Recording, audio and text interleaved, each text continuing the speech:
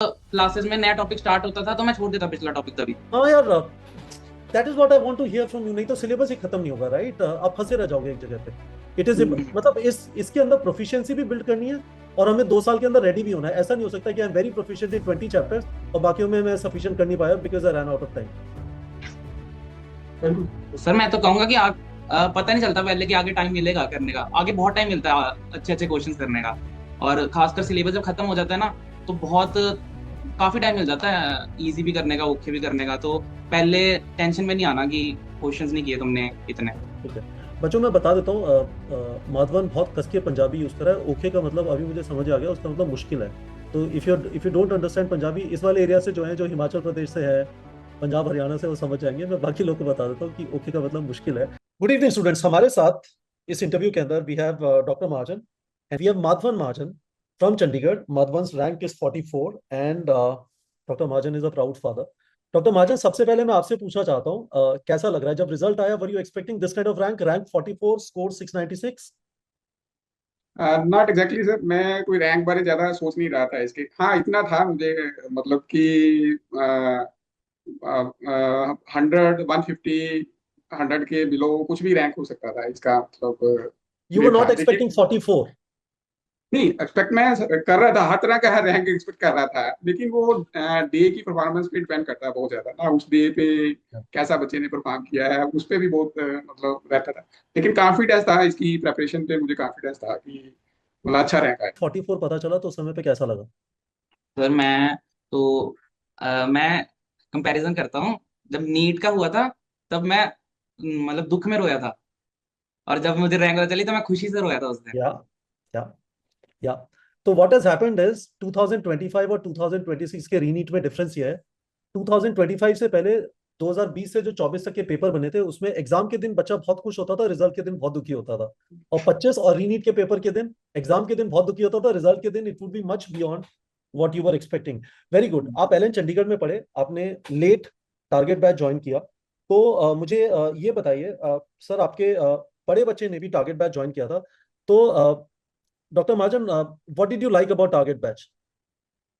तो ये था कि उसमें प्रैक्टिस का बहुत स्कोप था, क्वेश्चन प्रैक्टिस का बहुत स्कोप था। तो मुझे लगता है कि नीट में क्वेश्चन प्रैक्टिस बहुत इंपॉर्टेंट चीज है। मतलब बच्चे को मतलब पूरा कॉन्फिडेंस आ जाता है उसमें कि उसने जो पढ़ा है उस हिसाब से, मतलब वो क्वेश्चन प्रैक्टिस करके उसको सब्जेक्ट में कॉन्फिडेंस आ जाता है उसको। तो नीट प्रेप में यही एक खासियत थी कि उसमें क्वेश्चन बैंक बहुत बड़ा है, वो बड़ा प्लान तरीके से है, बहुत मतलब प्लानिंग के साथ है उसका।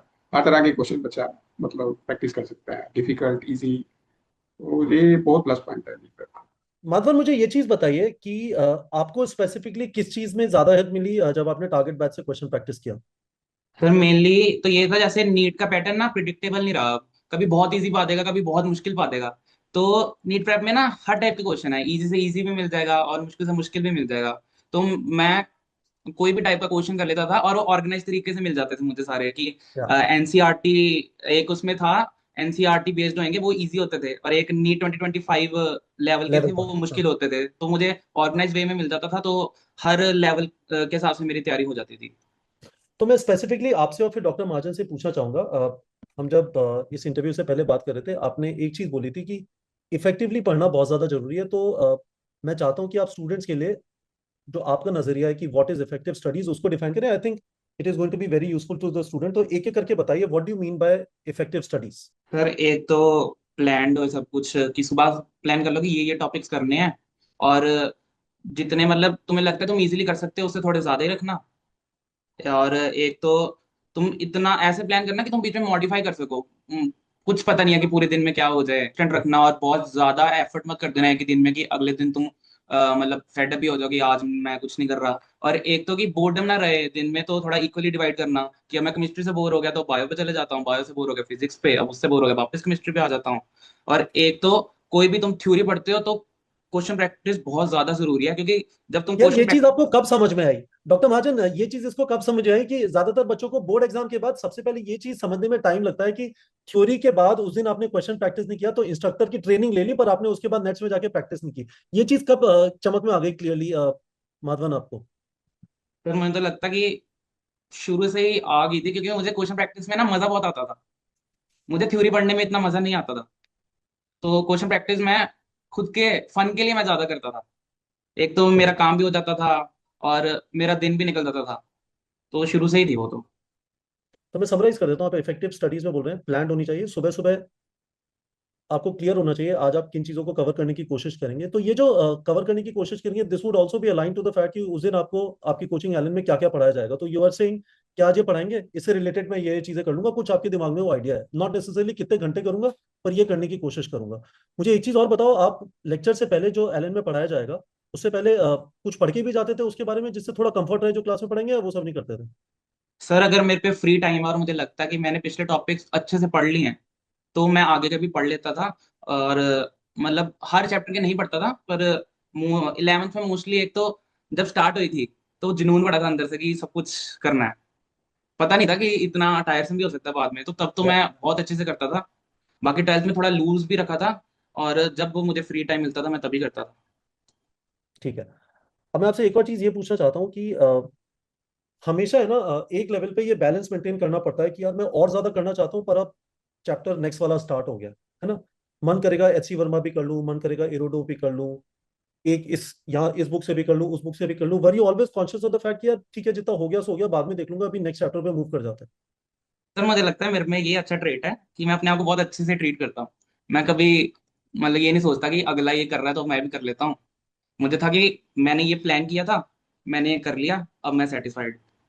नहीं तो ओके, वेरी गुड। मैं आपसे बहुत स्पेसिफिकली समझना चाहता हूँ, जब आपके यहाँ पे let's say electric charges and fields खत्म हो गया, अब पोटेंशियल चालू हो गया, उसके बाद कैपेसिटेंस पढ़ेंगे, ठीक है?